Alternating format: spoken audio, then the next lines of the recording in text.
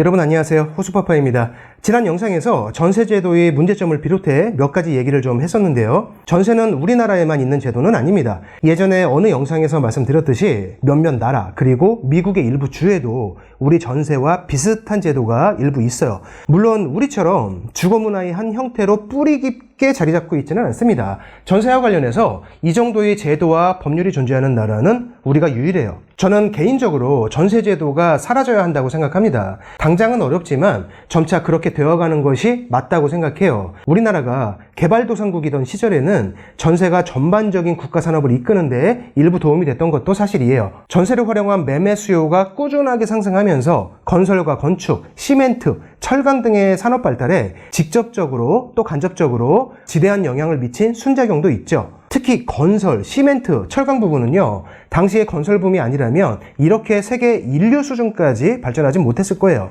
하지만 세월이 많이 지난 지금은 다릅니다. 이제 우리나라도 많은 상황이 바뀌었기 때문에 현재의 전세제도는 그 이전보다 폐해가 더 많아요. 이렇게 저는 전세제도가 점진적으로 사라지는 것이 맞다고 생각하기 때문에 최근 몇 년 동안 국가에서 전세를 장려하거나 지원하는 정책이 나올 때마다 불편한 시각이 좀 있었어요. 지난 영상에서 그런 제 마음이 좀 반영된 것 같습니다. 제가 그런 생각을 갖고 있는 것은요, 전세를 부추기고 장려하고 지원하는 정책들만 쏟아지지 그 부작용과 예측 가능한 피해에 대해서는 어떤 높으신 양반도 관심이 없었기 때문입니다. 제가 보기에는요, 달콤한 것들만 전해주면서 오로지 표퓰리즘 뿐이었지 비만이나 당뇨병 같은 이런 걱정은 전혀 없었어요. 지난 영상에서 상당수 얘기했기 때문에 넘어가겠습니다. 오늘은 전세 사기 방지에 대한 얘기를 해볼 텐데요. 이건 개인이 할 수 있는 일이 아닙니다. 국가가 나서서 해야 되는 일이고, 과거에는 불가능했겠지만 의지만 있으면 현재는 충분히 만들 수 있는 제도예요. 두 가지의 제도 변경을 제안드릴 건데, 첫 번째는 대규모의 갭 투자를 원천 봉쇄하는 방법, 두 번째는 고의적인 전세 사기를 방지하는 방법.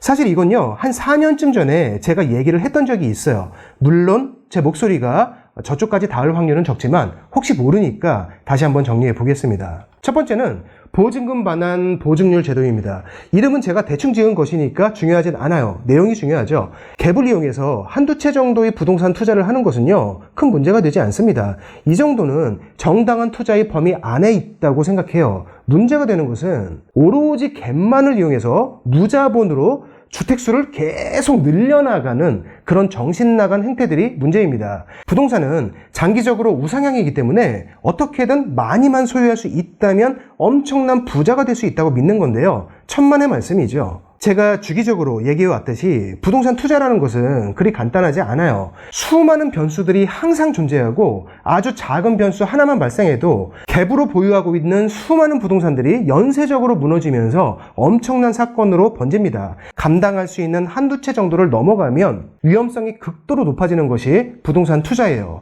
많은 투자 중에서 부동산은 안전자산이라고 말을 합니다. 근데 돌발 상황이 왔을 때 감당할 만한 선 안에서 그 안에서 투자를 했을 때 안전자산이에요. 주식 투자는 망할 때 혼자 죽습니다. 부동산 투자는 이런 식으로 하면 망할 때 절대로 혼자 죽지 않아요. 수없이 많은 피해자가 발생하기 때문에 제도적인 안전장치가 반드시 필요하죠. 제가 주장하는 보증금 반환 보증률 제도라는 것은 생각보다 간단합니다. 실거주 목적으로 매수하는 것엔 전혀 지장이 없고 부동산 투자를 원천 봉쇄하는 것도 아니면서 한두 채 정도의 갭 투자도 충분히 가능해요. 하지만 이 제도가 존재하면요, 무자본으로 남의 돈만을 이용해서 주택수를 무한정으로 계속 불려나가는 것이 불가능해집니다. 원리를 간단하게 설명드리면 누군가가 주택을 매수하려고 합니다. 임차인의 전세금이나 대출 같은 갭을 이용해도 아무 상관없어요. 하지만 이미 세를 주고 있는 주택이 있는 사람이 추가로 주택을 또 구입하는 상황이라면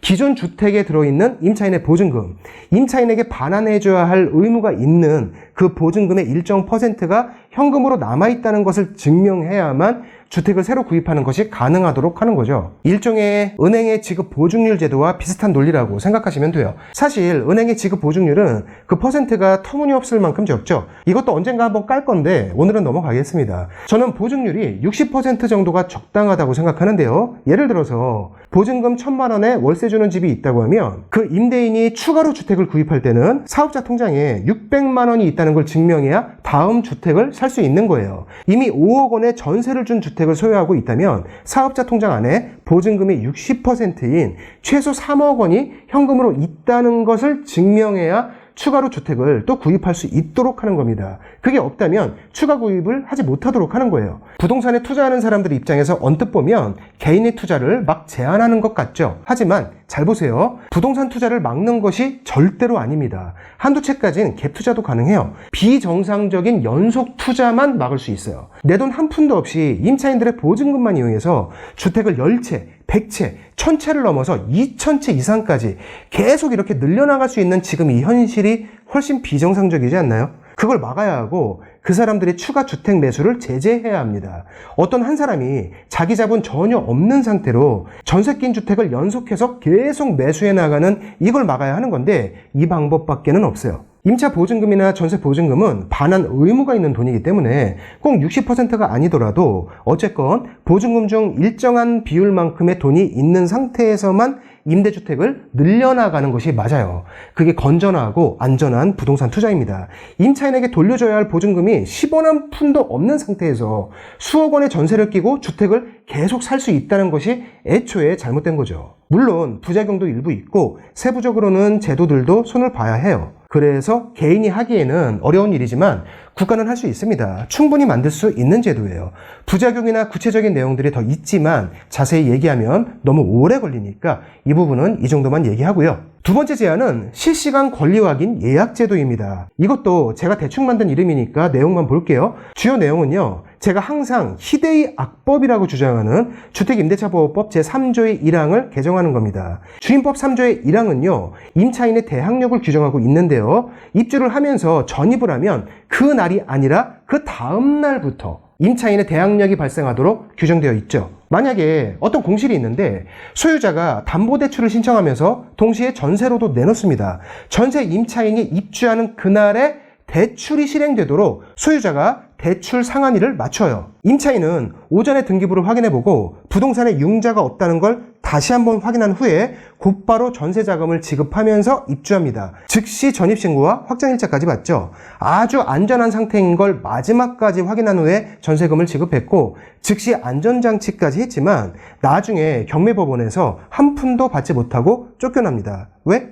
입주했던 그날 오후에 대출이 실행되면서 은행의 근저당권이 동일한 그날에 접수됐기 때문이에요. 근저당 같은 물건의 효력은 접수 당일부터 시작됩니다. 반면에 임차인의 대항력은요, 다음 날부터 효력이 생겨요. 임차인과 은행이 같은 날에 돈을 지급했고 게다가 임차인 쪽 전입신고와 확정일자가 더 빨랐는데도 오후에 접수된 근저당권이 선순위입니다. 그래서 모든 것을 확인했고 아무 실수도 하지 않은 임차인이 막대한 피해를 입게 되는 그런 상황이 생기죠. 실제로 현실에서 발생하고 있고요. 이게 주택임대차보호법 제3조의 1항이에요. 제가 왜 희대의 악법이라고 주장하는지 아시겠죠? 중위법 제3조 1항이 이렇게 반쪽짜리로 만들어진 것에는 이유가 있습니다. 주택에서의 확정일자 제도는 1989년에 시행됐어요. 그 이전에는 전세권 설정만이 유일한 방법이었는데 임차인에게 매우 불리한 제도였죠. 임차인 혼자서 등기를 하지 않아도 저렴한 비용으로 간편하게 우선 변제를 받을 수 있도록 만든 것이 확정일자 제도예요. 그리고 확정일자는 대항력을 전제로 효력이 발생되죠. 그런데 대출을 해준 은행같이 물건을 가지고 있는 입장에서 볼게요. 은행 입장에서는 공실이고 임차인이 없다는 걸 확인한 후에 대출을 실행해 줬습니다. 곧바로 근저당권 등기 접수까지 완벽하게 마쳤어요. 그런데 추후에 보니까 어떤 임차인이 같은 날 오후에 전세로 입주했다면서 전입신고를 하고 확정일자까지 받았네요. 그리고 법원에서는 둘이 동순이니까 경매 매각대금을 나눠 가지라고 합니다. 아무 잘못 없는 근저당권자 입장에서는요, 기가 막힌 상황이겠죠. 이렇게 정당한 다른 권리자들의 권리를 막대하게 침해할 수도 있고 예상 못한 손해를 안겨줄 수도 있어요. 그래서 정당한 물권자들의 정당한 권리를 침해하지 않는 선에서 당시 확정일자 제도는 이렇게 만들어질 수밖에 없었습니다. 1989년도의 기술로는 그 이상은 불가능했어요. 하지만 지금은 2024년입니다. 기술이 엄청나게 발전했죠. 실시간 권리 확인, 예약 제도라는 것도 원리는 간단합니다. 근저당권자 같은 물건의 권리자와 임차인 양쪽이 같은 날이더라도 실시간으로 더 빠른 쪽에 우선순위를 부여해 주는 거예요. 이게 가능하냐? 애초에 근본적인 문제가 뭐냐면 근저당권자이던 임차인이던 양쪽이 서로의 권리를 실시간으로 확인하지 못한 채 돈을 지급해야만 하는 그게 문제인 겁니다. 서로의 권리를 실시간으로 확인할 수 있으면 사고가 발생하지 않아요.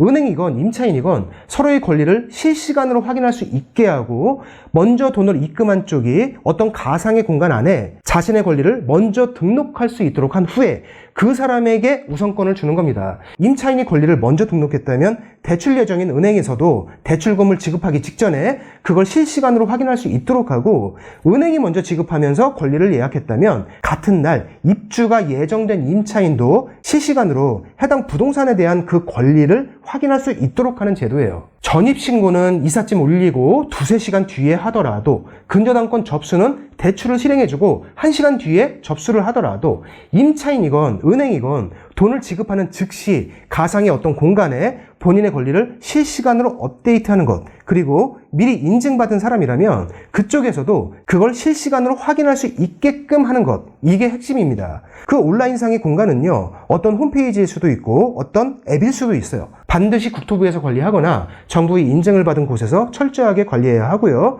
부동산 소유자의 재정 상태를 아무나 함부로 들여다볼 수 없도록 미리 인증받은 사람에 한해서만 접속할 수 있도록 해야겠죠. 이 방식은요, 1989년도엔 절대로 불가능했습니다. 하지만 현재의 기술력으로는 아주 쉽게 가능해요. 시스템을 구축할 전문가와 돈이 필요할 뿐이죠. 우리나라는 세계적인 IT 강국입니다. 이런 쪽의 기술로는 전 세계 탑급이에요. 서로 간에 무언가를 실시간 업다운하고 그 내용을 공유하면서 상대방의 권리를 실시간 서로 확인하는 온라인 기술은요, 민간 게임 회사에서도 이미 오래전부터 구현하고 있는 기술이죠. 온라인 게임을 해본 분들은 게임 속에 있는 경매장을 생각하시면 아마 비슷할 겁니다. 인터넷에 익숙하지 않은 분들을 위해서 보안책도 있어야 하겠지만 얘기가 너무 또 길어지니까 이 정도만 할게요. 자, 오늘은요, 비상식적인 갭 투자와 고의적인 전세 사기, 이 두 가지를 원천 봉쇄하는 방법에 대해서 얘기해 봤습니다. 여러 방법들을 생각해 왔었는데 그 중에서 정부의 의지가 있고 전문가를 섭외해서 돈만 투자할 수 있다면 현재의 기술력으로 충분히 실현 가능성이 있는 두 가지만 얘기해 봤어요. 전세 사기가 발생하면 임차인도 막대한 피해를 입지만 국가에서도 그 여파로 상당한 세금과 시스템을 낭비하게 됩니다. 오늘 내용이 좀 뜬구름 잡는 듯 들리시는 분도 있겠지만 긍정적으로 다시 생각해 본다면 현재의 기술로 충분히 가능한 제도이고 만들 수 있는 제도예요. 본래 이전 영상에서 얘기하려던 것이었는데 그날 제가 정책 발표와 언론 내용을 보면서 심하게 짜증이 났었고 답답한 상태였기 때문에 영상을 찍다가 스톱했어요. 추가로 다시 찍습니다. 오늘 영상은 여기서 마칠게요. 구독과 좋아요 부탁드리고요. 영상 시청해 주셔서 감사합니다. 고맙습니다.